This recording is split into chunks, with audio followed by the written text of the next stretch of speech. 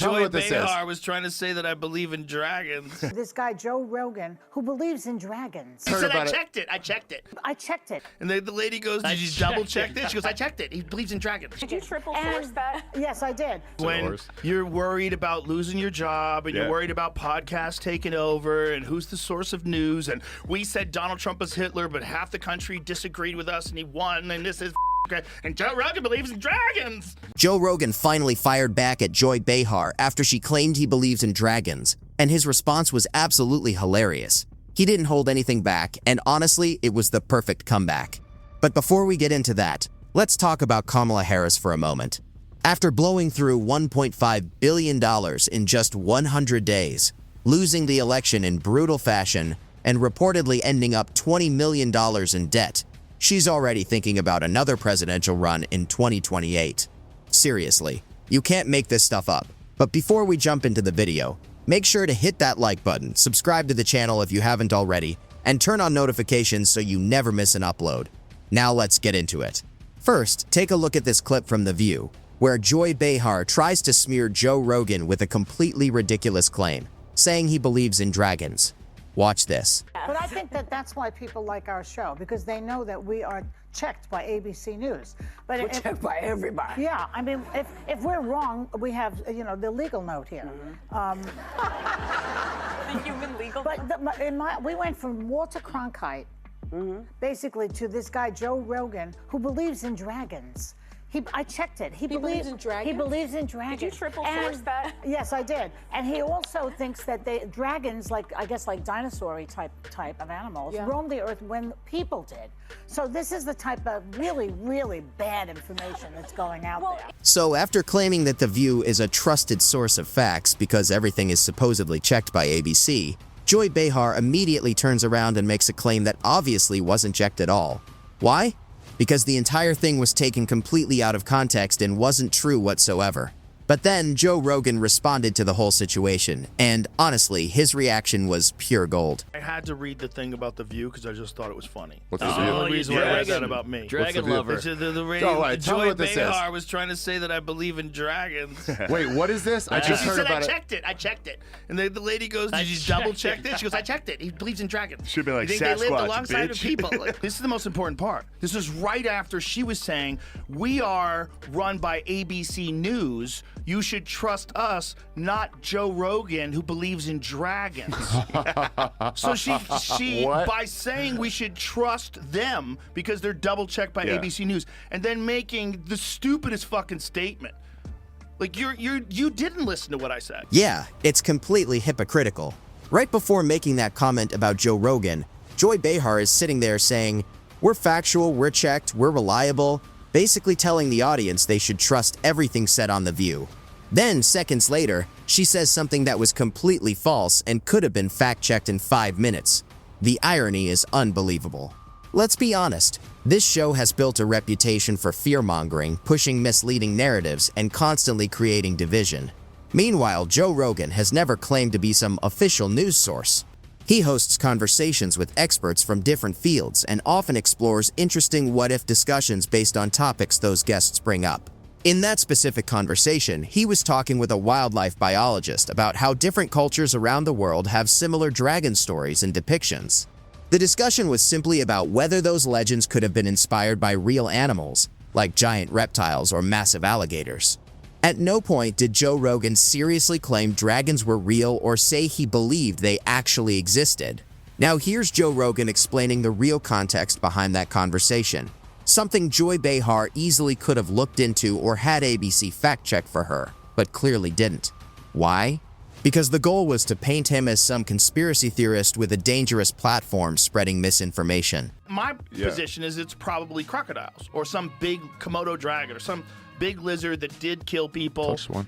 And so people fought them with swords and shit, and they came back with a story, and then the artist drew it. And these If things, you saw one of those at night and you had a stick, it'd be like, All I found throughout- a pterodactyl. all I throughout found a these picture same of Joe Rogan and a unicorn. all throughout these same time periods, there's been giant lizards. All throughout these same time periods, there've been Komodo dragons. There've been crocodiles. Been here for fucking hundreds of million years or whatever they've been for. Probably money. more. So the idea that that people didn't encounter giant reptiles is stupid. And then there's the other thing is like people were really bad at describing things that they'd never seen before. So if you're a European traveler and you go to the Nile River and you see a fucking crocodile, like, what is that? Take a guy. Yeah, what is that? The entire point of that dragon conversation was never to prove dragons actually existed. The discussion was about how so many cultures across the world ended up with similar stories and images of giant flying reptile-like creatures. It was a fun philosophical conversation, nothing more. But when you're part of The View and your ratings are struggling while people constantly talk about the show possibly getting canceled, attacking bigger personalities suddenly becomes the easiest way to grab attention and stay relevant. It's honestly embarrassing. But Joe Rogan had one final response for Joy Behar, and even he seems to understand exactly what's happening here.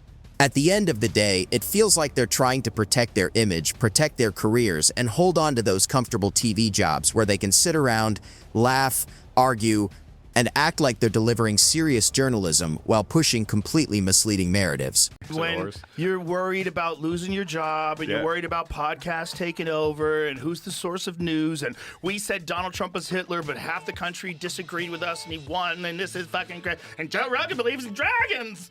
It's just frantic. It's foolish. I just want to say for the record, I have no hate for Joy Behar. If I saw her, I'd give her a hug. I don't care. I'd probably say the same thing about me if I was her. It's no big deal. I don't care. But it's a silly thing to say, and it undermines your own personal credibility if you say we're so good because we're supported by ABC News, and then you say Joe Rogan believes in dragons in the next sentence. And no chance she comes back and goes, oh, guys, I was wrong. Somebody told me the wrong shit. Honestly, all Joy Behar really did with that comment was make herself look bad. And if The View were still dominating ratings, maybe it wouldn't matter much. But when a show is already struggling and constantly facing criticism, even small mistakes can turn into major problems. Speaking of self-inflicted disasters, let's talk about Kamala Harris. Her campaign was an absolute mess. She recently made her first public appearance since that painful concession speech, and the internet instantly started speculating because she looked completely out of it in the video. I actually made a video covering that situation, so if you want to check it out, it's both wild and hilarious.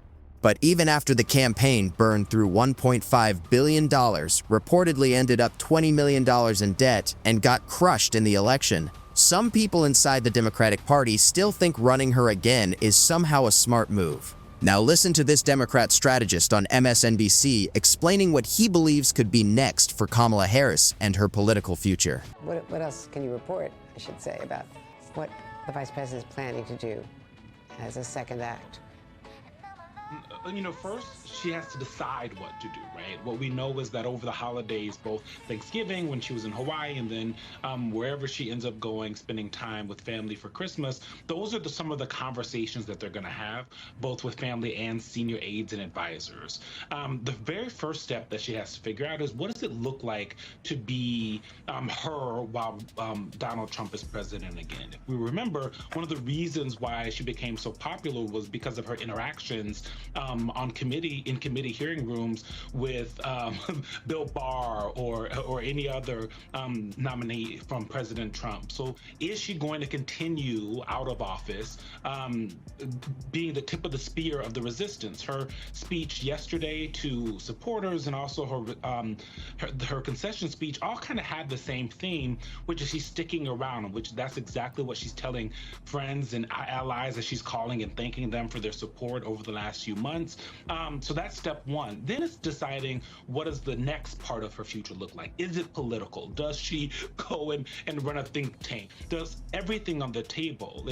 One thing that everyone is certain of that we talk to is that one, she's too young to leave political life, but they couldn't really figure out what the next step made the most sense. What's interesting is Harris is more popular now than she was before she ran for president. That's not something that typically happens.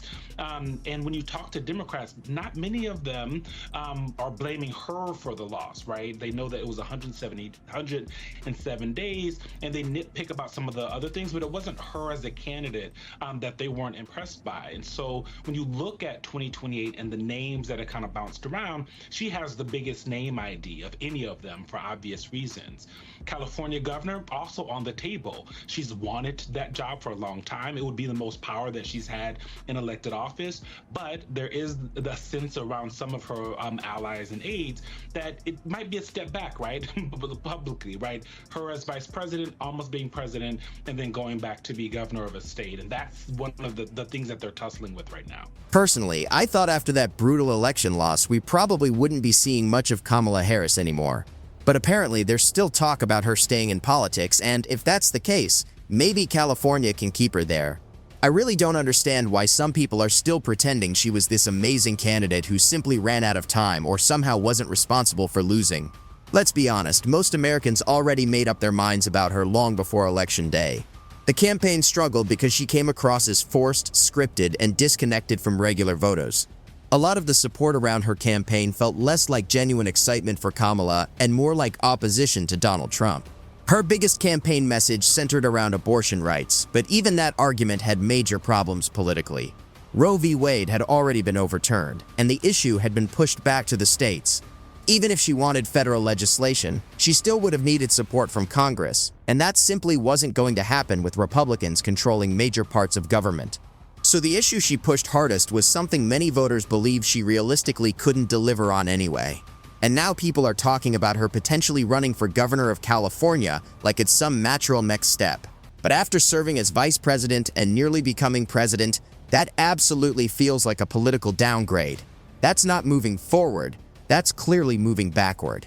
In fact, I think some Democrats are nervous about that possibility because if she lost another major race, especially in a state where she already has massive name recognition, it could seriously damage whatever political future she has left. A huge reason people struggled to connect with Kamala Harris was because many voters felt like her image was built more around symbolism and identity politics than clear leadership or strong policy ideas. Throughout the campaign, she constantly shifted positions, struggled to communicate a consistent message, and often sounded overly rehearsed. Instead of connecting with everyday Americans on issues like inflation, the economy, and border security, critics felt her campaign focused too heavily on political messaging that didn't resonate outside party circles. And speaking of the border, that became one of the biggest weak points of her vice presidency. She was assigned a major role connected to the border crisis, yet critics argued her response looked slow, unorganized, and overly focused on optics instead of actual solutions. Then there were the interviews and speeches that constantly turned into viral word salad moments where people felt she talked in circles without giving real answers. Whether it was about equity, systemic issues, or economic policy, many voters came away feeling confused rather than inspired. Despite all of that, parts of the Democrat Party still seemed determined to keep pushing her as a major figure moving forward. But the problem is that every public appearance reminds voters why her campaign struggled in the first place. If she does decide to run for governor, the same issues will likely follow her there too. Name recognition can only carry someone so far before people start demanding actual results and clear leadership. And honestly, that's probably what worries Democrats the most. If Kamala Harris ran again and lost again, especially after already losing on the national stage, it could permanently end her political career. That would be an incredibly difficult image for the party to recover from after investing so heavily in her rise over the last several years. But let me know what you think in the comments below. Do you think Kamala Harris should run again in 2028? Or do you think Democrats need an entirely different direction moving forward? Also, don't forget to hit that like button, subscribe to the channel if you haven't already, and turn on notifications so you never miss a new video. I'll catch you in the next one.